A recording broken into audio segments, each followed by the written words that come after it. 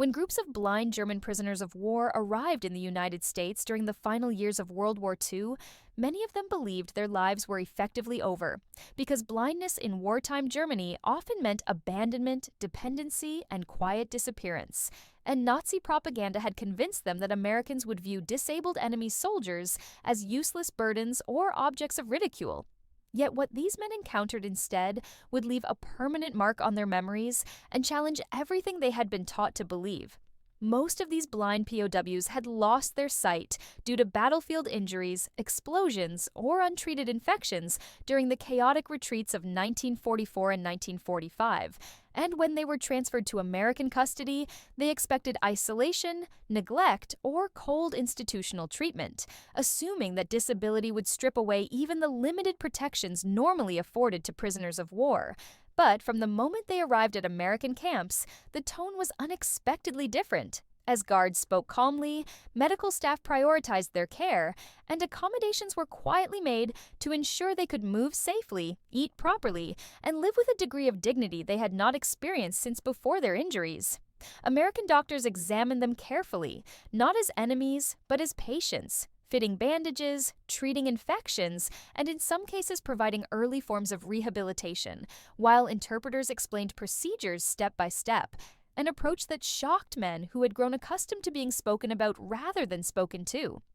Even more surprising were the interactions beyond the camps, when blind POWs were occasionally transferred to hospitals or rehabilitation centers near American towns, where civilians, women, children, church groups, and volunteers encountered them not as faceless enemies, but as wounded human beings, offering small acts of kindness that carried enormous emotional weight, such as guiding them by the arm, reading letters aloud, helping them learn routes by counting steps, or simply speaking to them patiently without fear or hostility. Several former POWs later recalled the first time an American civilian shook their hand gently and introduced themselves by name, an act so ordinary and yet so profound that it left them speechless, because for years they had been treated as expendable tools of the state rather than individuals worthy of basic courtesy.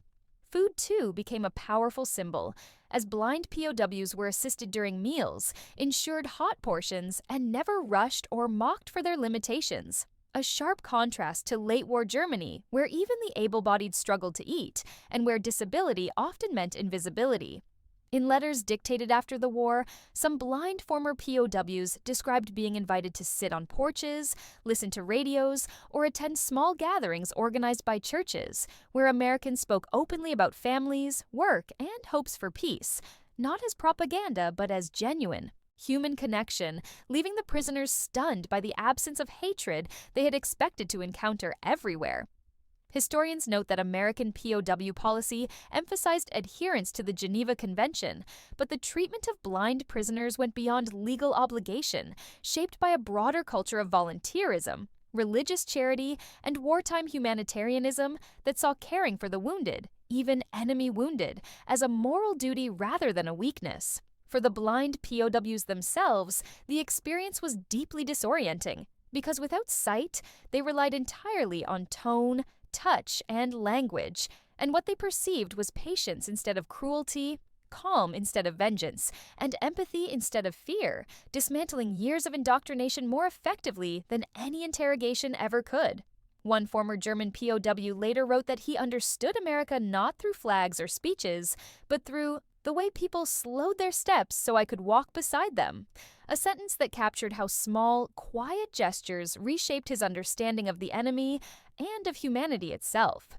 When the war ended and repatriation began, many of these men returned to a devastated Germany carrying memories that set them apart, because while their homeland lay in ruins and struggled to care for its disabled veterans, they remembered a place where strangers had guided them across rooms, spoken kindly, and treated them as men rather than burdens. Their stories rarely appeared in official histories or headlines, yet they reveal a powerful truth about the war's aftermath,